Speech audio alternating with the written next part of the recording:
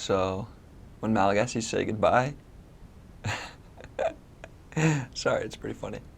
They have like 10 or 15 synonyms of goodbye that they'll say to each other as they're like, let's say you're at your friend's house and you're leaving his house, and you're walking out the door and your friend is kind of walking back into his house.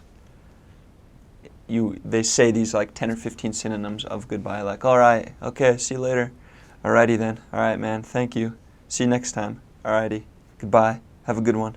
Just any synonym you could think of, like closing conversation word that is kind of like goodbye or see you next time or whatever.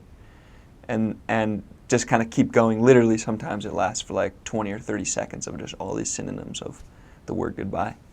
And you never know for sure until the goodbye is done, until they say the word yooo. Mostly on phone calls, but also in person.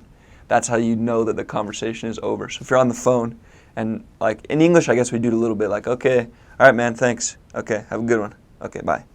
But Malagasy is even worse, like 5 or 10 times more synonyms.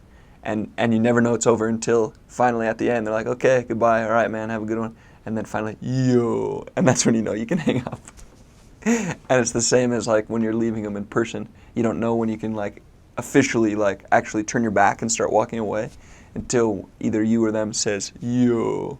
And you don't want to say it too early because if they might have a few more synonyms that they want to use before they want to let you go.